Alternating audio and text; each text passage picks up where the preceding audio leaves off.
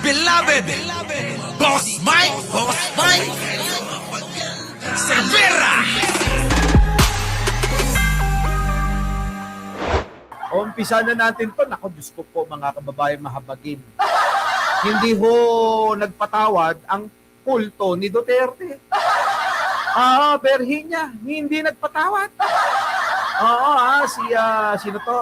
Ang labo na mata ko. Oh. Kita nyo, no? Grabe, oh. Si Peron. Isperon ba yun? Grabe mata ko ngayon.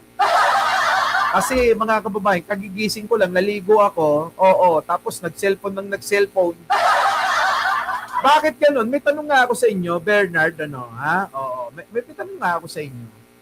Bakit kaya ganun, kapag wala tayong ginagawa, parang napakatagal ng oras, Kapag marami tayong ginagawa, napakabilis, no? Minsan, nakakainip din yung matagal yung oras, no?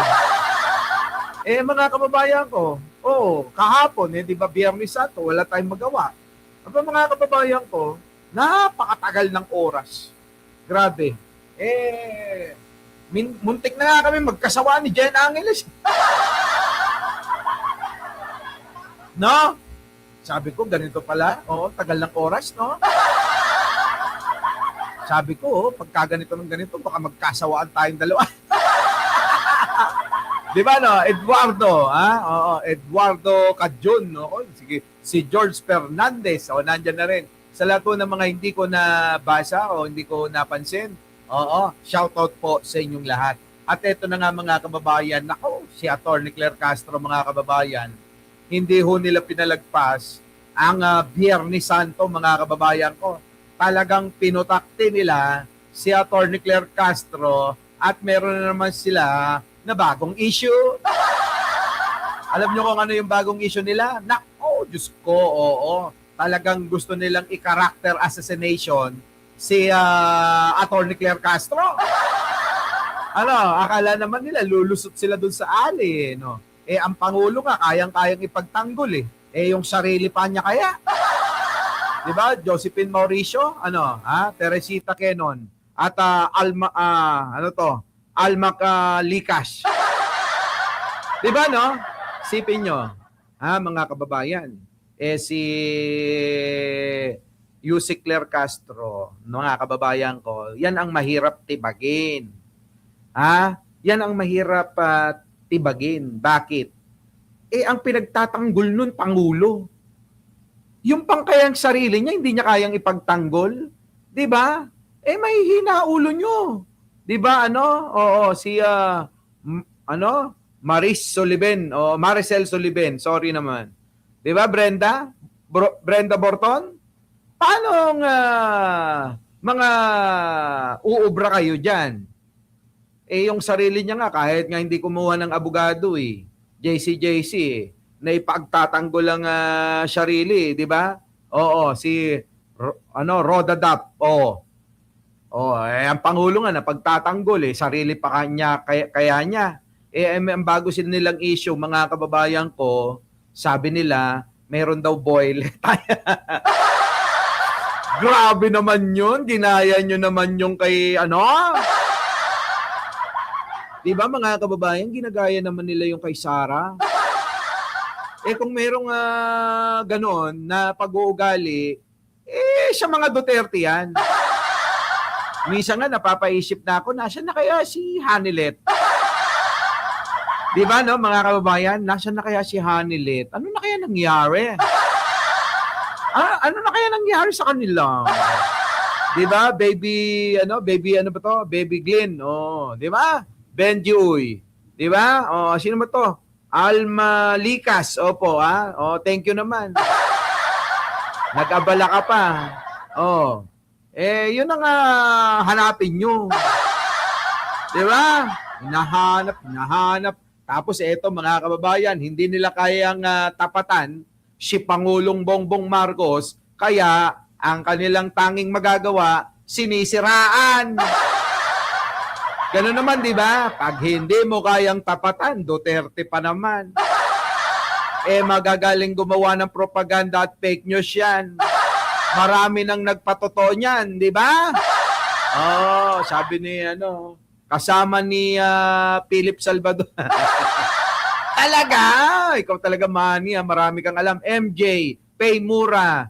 Sa lahat to ng mga hindi nabanggit, ha? Shoutout sa inyo. Lydia Valencia. Potpot. Medyo malabo na ang lolo nyo ngayon.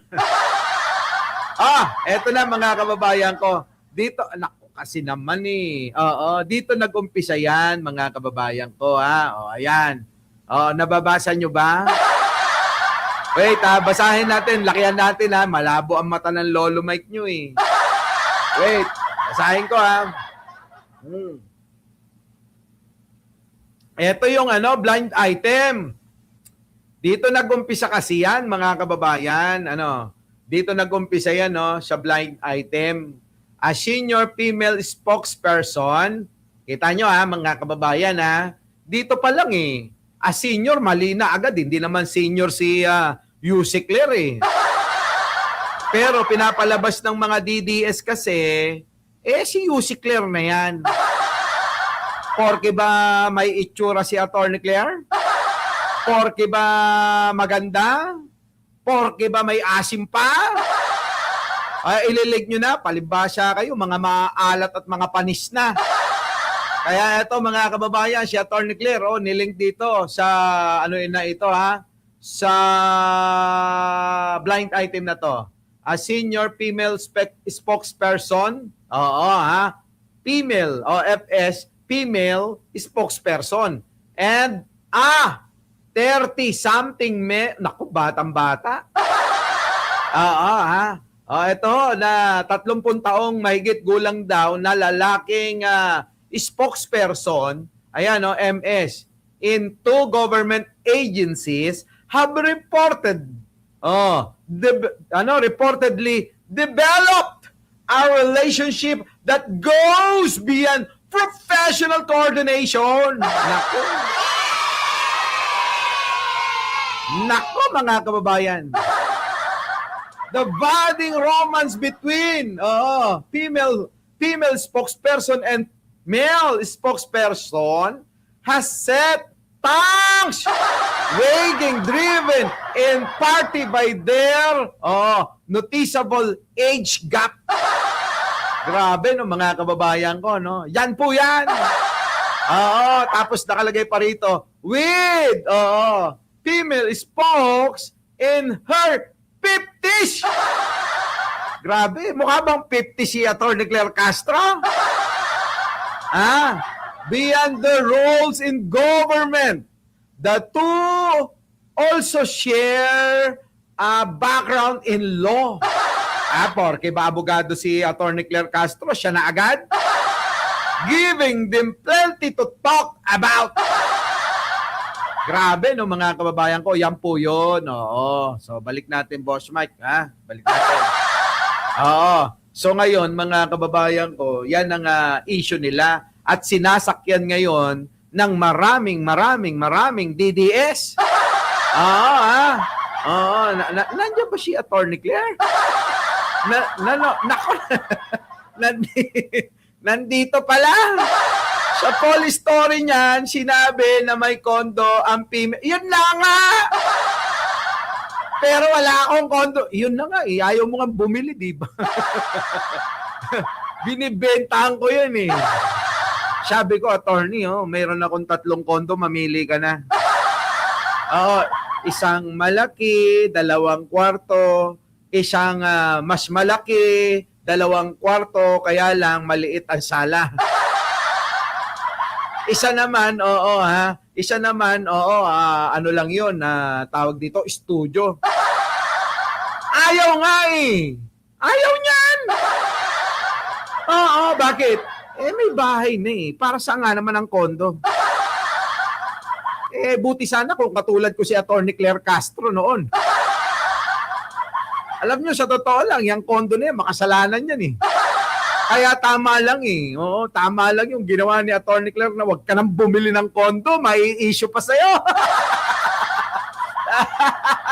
Ay, nako, sino ba kasi ito? Oh, bakit kasi hindi nyo tanungin yung mga dalaga pa o kaya mga walang pananagutang asawa? Wala, hindi mo bro, Arnold Lopez sa sell stock ko. Wala. Para saan nga naman yun? Wala na, oo. Pero kung katulad ko nga, si Atty. Claire Castro, dati, syempre, kung saan ako abutin, doon na lang ako tumutuloy, ano? Halimbawa, nasa Malate ako, di tutuloy na lang ako sa kondo ko sa Malate. Halimbawa, nandyan ako sa University Belt, di dyan na lang ako tutuloy sa malapit dyan. Maraming estudyante. Diba? Halimbawa naman, sosyalan yung pupuntahan mo. Halimbawa, dyan sa San Juan, sa BGC, o kaya dyan sa lugar, na malapit dyan, meron kang pupuntahang Green Hills. Kahit saan ako mapumunta, meron akong tutuluyan eh. O halimbawa naman napunta ka dyan sa may Cubao. Nanood ka dyan sa, sa Araneta Coliseum. Hindi ka na uwi. Oo, lalakad ka na lang, condominium na. Diba? Lalong-lalo na sa bahay, may mga taong iba. Kung may kasama ka nga naman, pang safe talaga yung condominium. Kaya hindi safe kay Atty. Claire Castro yan. Kaya yung sinasabi nila na may condominium daw at doon daw nangyari ang mga bagay-bagay. Baka iba gumawa nun. Itanong nyo naman sa spokesperson ng iba yon. Katulad yan, si Sara Duterte, may spokesperson din. Diba, mga kababayan, abogado din. At 50, sa bagay, nakita nyo naman yung itsura, diba? Hindi naman na may tatanggi na 50 mahigit na. Bakit hindi yun ang i-issue nyo? Bakit si Atty. Claire Atty. Claire ang nakikita nyo? Diba? Ganun lang yan eh. Diba Marites Musni? Oo. Mga kababayan ko, kasi ganito, walang iya kayo, yung ale na may masayang pamilya, mapagmahal sa anak at asawa, yun ang ini-issue nyo. Ay tutulad ni Badoy. Di ba? Yung mga mukhang ganon ang mahilig sa ganon. Pag tinitigan nyo lang yung mukha ni Badoy, mga kababayan di ba? Parang lalamunin ka ng buong buo eh. Tama, mali, mga kababayan ko. So tuloy natin. Tuloy natin. Ito na nga. Yan na nga yun Alam nyo naman si Atty. Claire. Sikat na yan eh. Malabo mata ko. Wait lang Wait lang. Ito na nga sa News 5 na balita. Sabi nga mapagmahal na nanay at asawa. Sinagot ni Palace Press Officer Yussi Claire Castro ang hingil sa kumakalat na fake news at blind item tungkol sa hindi sa kanya. Misleading din tong mga balita no? Blind item tungkol daw sa kanya, hindi nga. Blind item nga tapos tungkol sa kanya. Anong ba? Di ba? Mission, ewan ko ba? Kumakalat na fake news at blind item. Tungkol sa kanya. Blind item pa. Kung tungkol pala sa kanya yan, di dapat pinangalanan na. Di ba?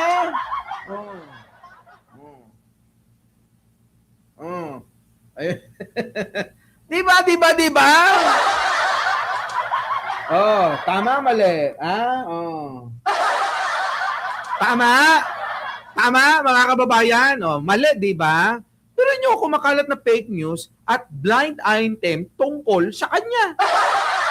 Blind item pa kung talagang kanya talaga, di ba? Pagbabahagi ni Yussi Claire Castro. Kung maka-Castro naman kayo, malay nyo, si Noli Di Castro yan. O kaya si Franz Castro. Sabi rito, sabihin nga natin sa News 5, kumuha ng ibang writer. Di ba? Pagbabahagi ni Castro sa programang Siya Totoo Lang ng 1PH, tinawanan lamang nila ito ni First Lady Licia Araneta Marcos. Oh, di ba mga kababayan alam nyo naman yung mga yan, gigil na gigil talaga di ba? Sino ba mga gigil na gigil dyan? Yung mga DDS. Gigil na gigil kay First Lady. Gigil na gigil kay Yussi Claire Castro. Gigil na gigil kay Pangulong Bongbong. Wala stick mga kababayan ko, ewan ko ba? Ako rin po, nagulat ako. Saka wala po tayong condominium. Kita nyo? One thing is for sure, wala po tayong condominium. Grabe, no? Wala nga condominium. Sinasabi daw kasi, yun daw senior female spokesperson, may condominium daw. At dun daw nagtatagpo. At dun daw, alam nyo na. Bukas pa yung ano natin di ba?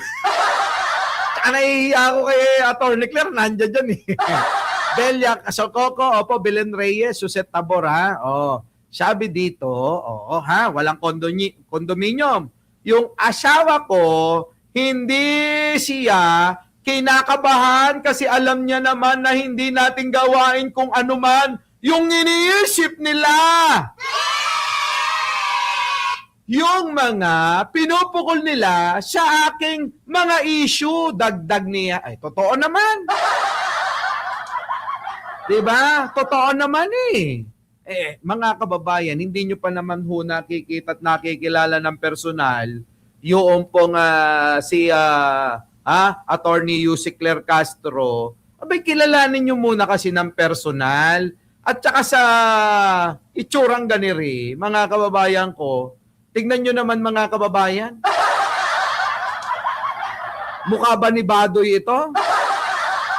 Mukha ba ni Hanilet ito? Mukha ba ni Kitty to?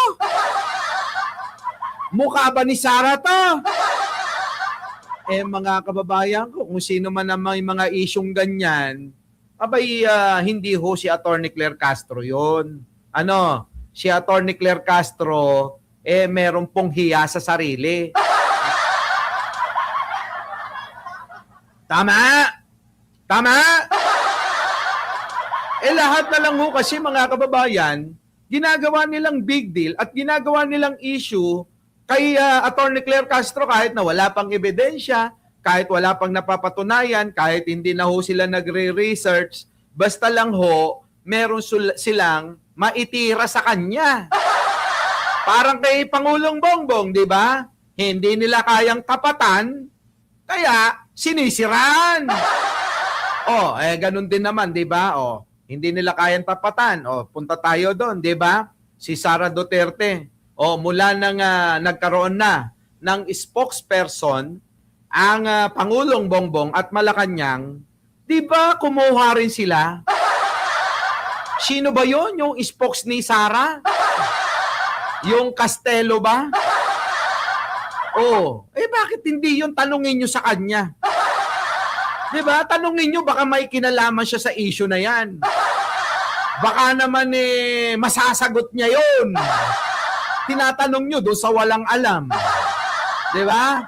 Tanong kayo ng tanong kay Atty. Claire Castro, sinabi na ngang wala siyang alam dyan. Alam nyo ba? Ay, naku, ewan ko ba. Total naman lumabas na, no?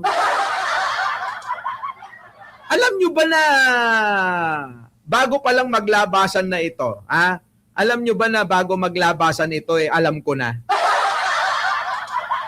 Alam nyo ba yon? Na alam ko na. Alam ko na maglalabasan to. Kita nyo? Ang gawin nyo, para mapatotohanan nyo yung sinasabi ko, pag nag-live si Atty. Claire Castro, pumunta kayo lahat doon. Pagpunta nyo doon, tanungin nyo. Tao ka niya! Oh my God! Wait lang. Ayaw nyo maniwala. Bahala kayo. Basta sinasabi ko sa inyo. Andali. Tingnan mo. May miss call ako. Wait lang. Ayun na. Okay. Okay na po. Yan, di ba? Alam nyo ba yon? Alam nyo ba yon? Bago pa lang yan, oo. Sinasalsal pa lang nila. Di ba? Oh, Shiro Kansaki, ha? Ngayon ka lang dumating dito, ha? Daniel Dumasig, oo, ha? Sino pa? Si Sally Banga. Oh, Sally Sabanga. Bago pa lang nila ilabas yan, mga kababayan, alam ko na. Alam ko na sasalsalin nila. Oo, maganda na rin, mga kababayan, na maaga pa lang nasagot na ni Atty. Claire Castro. Kasi ayoko naman pangunahan siya dyan. Diba? Ayoko naman pangunahan siya. Oo, di ba? Ewan ko lang kung nabasa niya kasi may message ko siya. Hindi ko alam kung nabasa niya yun, basta may message ko siya. Sabi ko, oo, Yusik, ganito, ganyan, oo. Meron akong impormasyon na kakalad ka rin ka doon sa blind item. Na kesyo daw may ganito ka, kesyo may ganyan ka. Oh, di. Ay, nako. Mga bubo kasi itong mga DDS. Papa B, ano na? Oh. O di ba naman mga bobo, di ba? Alam nyo naman ako. Ewan ko, dapat siguro ako yung binibigyan ng confidential fund kaysa kay Sarah.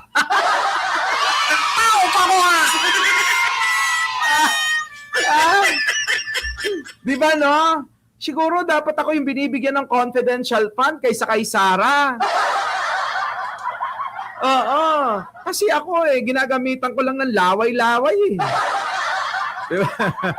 Diba? Ay, tiyang yan Rosemary Reyes. Ano ba? Oo, yun. Basta, hindi ko mabasa. Kailan lalabas blind item ni... Kayo, pinipilit nyo talaga ako. Pag nag-live si Atty. Claire Castro, sabihin nyo sa kanya, ayan na, sumagot na, ayan na, ayan check nyo, baka mamaya baka peking account yan. Oo, dali, i-check nyo na, baka peking account to, nakalagay, Atty. Claire Castro. Baka mali sabi rito, yes, si Boss Mike ang nagsabi, nagigibain na. Attorney, bulong natin kay budget secretary. Sabihin natin, wag nyo nang bigyan si Sarah ng confidential fund. Si Mike Cervera na lang.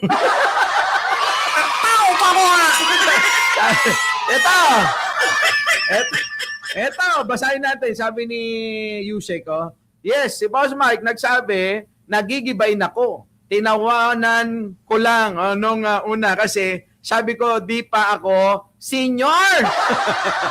Kaya nga, di ba? At wala nga akong kondo. Okay, tanyo. Actually, alam nyo naman ako di ba? Hanggat walang permiso na nag-usap na kami dyan, hindi ko sasabihin, at least galing kay Atty. Claire. Di ba? Sabi ko, wag na pansinin, pero totoo pala, desperado sila. Ayaw maniwala. Oo. Ayaw maniwala ni Atty. Claire, nagigibain siya, ika-character assassination ka, ayon sa aking impormasyon, attorney. Sabi ko, paghandaan mo na. Nagtatawa. Sabi niya, wala akong kondo. Diba, mga kababayan? Nagtatawa yan eh. Oo, pasensya na kayo kasi ako, alam nyo, mga kababayan, hanggat walang permiso, hindi ko sasabihin muna.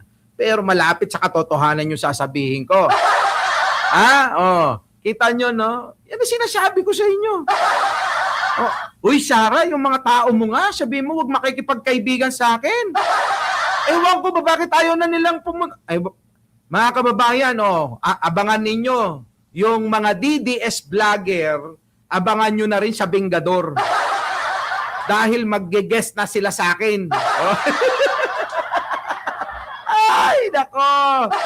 Sabi ko naman sa kanila, wag nyo na sundin. Kung alam nyo naman na mali yung inuutos, wag nyo na sundin. Alam nyo naman mali eh. Alam nyo naman hindi. Alam nyo naman walang ebidensya eh. Bakit nyo sabi ko susundin ninyo? Diba? Buti hindi sila sumunod. Kaya si Badoy lang yung nag-iingay. At saka yung iba pang mga bobong mga vlogger nila. Diba? Sabi, dapat magpaliwanag. Ano ipapaliwanag ni Atty. Claire? Badoy. Kahit kailan, pati pangangatwiran, baduy. Ayun, si Badoy. Di ba? Anong paano yung bayad? Wala akong binabayad. Pakikisama lang. Alam nyo mga kababayan, sa buhay ngayon, dalawa na lang ang kailangan. Pera at pakikisama. Wala na nga tayong pera, wala ka pang pakikisama, hindi ka irerespeto ng tao. Tignan nyo, kahit nakaaway natin, kahit sagasa sila sa mga sinasabi ko, mahal na mahal nila ako. Di ba? Kaya nga, gusto na nga lahat, lumipat. Ano gagawin ko? Teka, kakausapin ko muna si Atty. Claire Castro mamaya. Tao pa ko ha!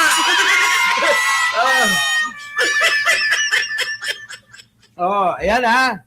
Mga kababayan ko, talaga si Atty. Claire ang topic ko ngayon eh. Di ba? Tatawa-tawa lang ako, di ba? Sabi ng mga ibang mga bobong mga wala namang alam sa atin, hindi naman tayo kilala, di ba? O kung ano-ano sinasabi. Yung ang mga matitindi nilang mga vlogger, walang masabi. Di ba mga kababayan? Yung mga matitindi na nilang vlogger, wala nga silang masabi. Kahit nga si Libayan, walang masabi sa akin eh. Tanong nyo kay Libayan, sabihin nyo, magaling talaga makisama yan si Mike Cervera. Kaya kahit minsan pikon na ako, hindi ko matira eh. Kaya hinahayaan ko na lang sa mga pangit kong kasama. Total naman yung mga kasama ko, mga dugyot sila. Kitang-kita nyo naman ka sa itsura. Di ba?